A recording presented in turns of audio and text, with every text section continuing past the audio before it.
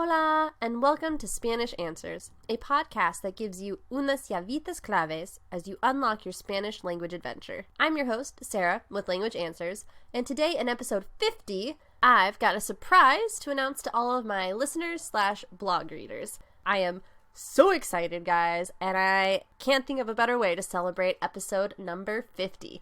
Thank you to all of you who have made this possible, who have been listening to this podcast for so long, to those who are new listeners, and to those of you who have started reading the blog, episode blogs. Just thank you so much for your support, and I hope that just as we have definitely improved the podcast from when it first launched, I hope that in a year or two we will be even better. Of course, if you have any suggestions on how we can make that happen, please send me a note. I would love to hear it. Anyways, we'll also be talking for our cultural tip about 5 different Spanish sayings. So let's go ahead and get started.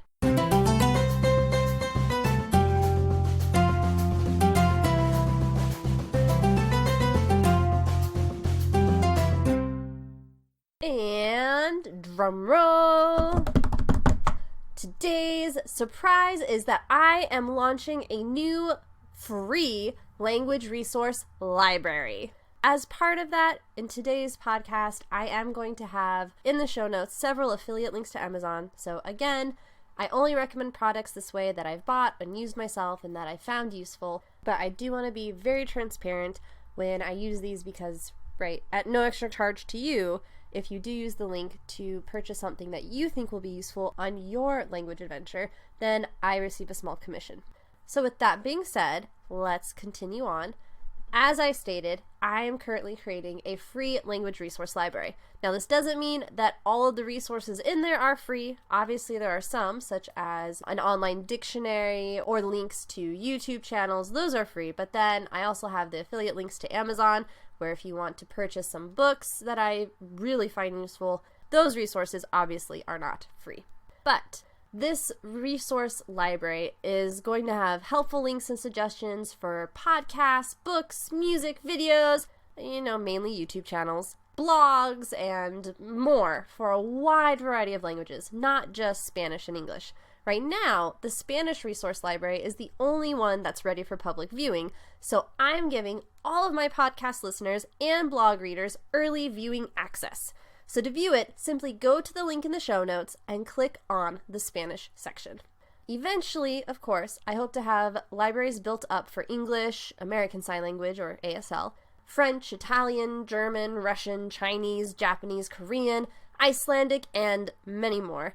I even want to include some endangered languages, such as Lule Sami. Now, I love finding new, reliable, fun resources to help me in my language journey. I also want to help others in their adventures, so this is the perfect place to share what I find.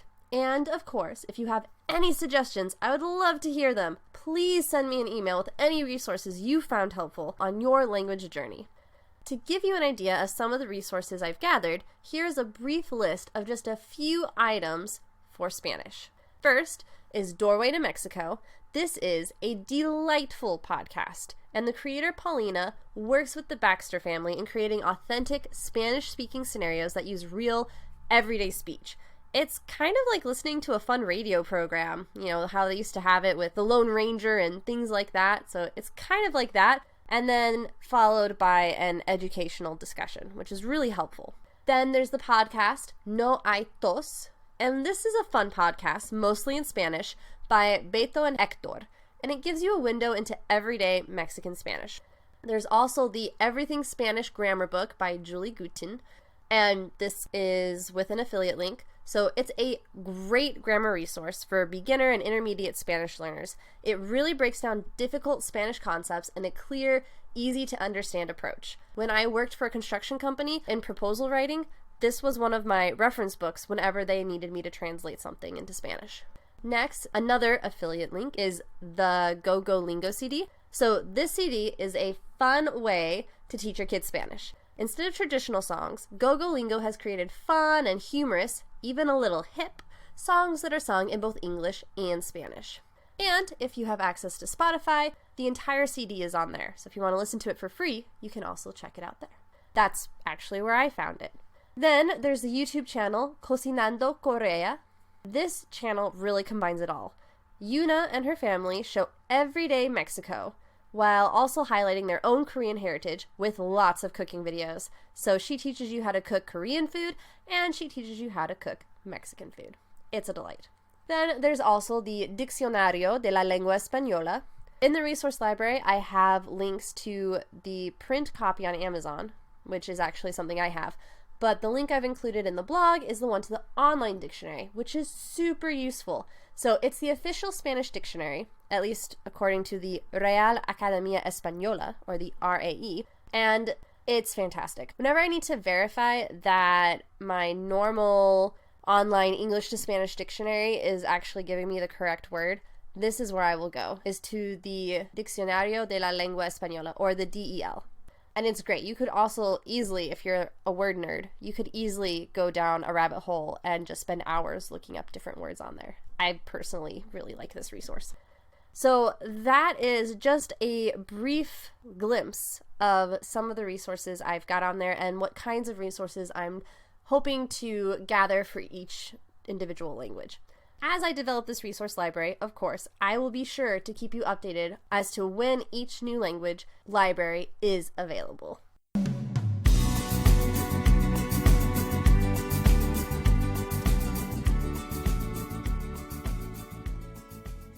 Now then, as part of the fun, today's cultural tip includes 5 fun Spanish sayings. The first 3 sayings and their English equivalents I got from the book The Streetwise Spanish Survival Guide, and of course I will include an affiliate link to that one, as it's a book I used that I found very interesting and helpful.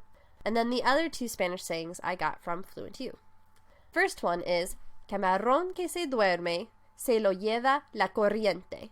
So translation, the shrimp that sleeps gets carried away by the current. Camarón que se duerme se lo lleva la corriente. In other words, keep on your toes.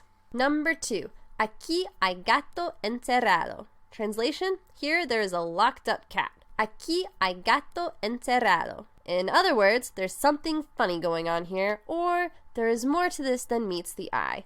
I actually like this saying, I think, better in Spanish than I do in English, because aquí hay gato encerrado.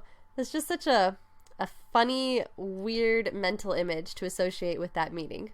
The third one is no todo el monte es oregano. Translation, not everything on the hill is oregano. No todo el monte es oregano. In other words, it's not all peaches and cream. Now, I don't know why you would say that not everything on the hill is oregano. I'm not sure why oregano is so important. That could be a really interesting phrase to study the history on. But nevertheless, if someone is telling you that something seems super easy and you know that it's not, you can just tell them, no todo el monte es oregano. Next, we have, aunque la mona se vista de seda, mona se queda. So it's kind of got a little rhyme going within it, right? But, translation, even if a monkey dresses in silk, she's still a monkey. In other words, you can't put lipstick on a pig. Aunque la mona se vista de seda, mona se queda. I think this one might be one of my favorites, or at least it would be my favorite of this list if it wasn't for this final one, which is quien fue a Sevilla perdió su silla. Translation, he who left Seville lost his seat. Quien fue a Sevilla perdió su silla. This fun phrase is used in situations where you leave something unattended and return only to find that someone else has now taken it. It could be your spot in line, a chair at the movies, something at the store, etc. The reason, though, why this is my favorite is because the history of the saying is pretty weird. And, of course, I've included a link to this, as well as all my other resources for this episode, in the show notes. Essentially, the history of this phrase is that it comes from a dispute between an uncle and his nephew, both archbishops named Alonso de Fonseca. So in 1416, the nephew, Alonso de Fonseca el Mozo, was appointed the Archbishop of Santiago de Compostela in Galicia. He asked his uncle, Alonso de Fonseca el Viejo, the Archbishop of Seville, to help him gain the episcopal see while he stayed in Seville. El Viejo managed to restore peace, but when he went home to Seville, after doing this favor for his nephew, Surprise, surprise, his nephew refused to give him back his position. So it required a papal order, the king's intervention, and even some hangings for El Viejo to get back his archiepiscopal chair. Oh my goodness. Talk about an ingrate.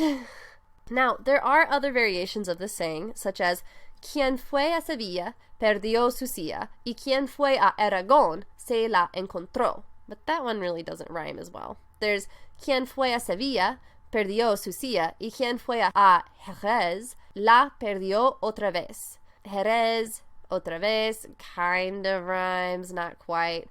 Then there's quien fue a Sevilla perdió su silla, quien fue volvió, a garrotazo se la quitó. And that one actually rhymes pretty well. Essentially, if I'm understanding this phrase correctly, it basically is he who left Seville lost his seat. He who left and returned through clubbings, or, beating with sticks, through clubbings, took it, confiscated it, basically. And it being the silla, the chair, or the Catholic see, right? Then there's quien fue a Sevilla perdió su silla, quien fue y volvió la recobró, or la encontró. So basically, he found it or he recovered it. So same thing, but when he comes back, he recovered it or he found it. There's also quien fue a Sevilla perdió su silla y quien fue a Morón perdió su sillón. So I think that one's just a play on locality and rhyming rather than really sticking to the history there. And then finally, quien fue a Padrón perdió su sillón. So there you have it, some really fun variants of that phrase.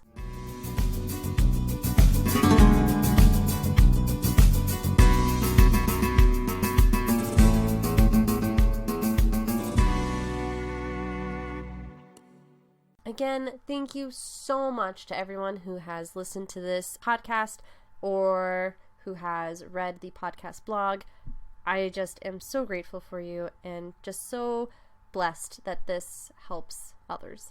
And of course, as always, if you really liked this podcast, please leave me a rockin' review. And if you think there are ways we can improve, send me a message. Tell me what you think we can do to be better. I definitely am always looking for ways to improve this podcast. And don't forget to check out the Spanish Resource Library. And this ends our episode 50. And don't forget to check out the show notes for links to the resources I used for this episode. If you would prefer to read an approximate transcription of today's episode, you can also visit the episode's blog. I would love to help you on your Spanish journey. So if you have any questions about Spanish culture or grammar, or if you need a personal tutor or language consultant for your business, you can reach me at contact@languageanswers.com or visit my website for more information at www.languageanswers.com. Remember, learning a language is a lifelong journey. Aprovéchalo, disfrútalo y compártelo. See you in 2 weeks. Hasta luego!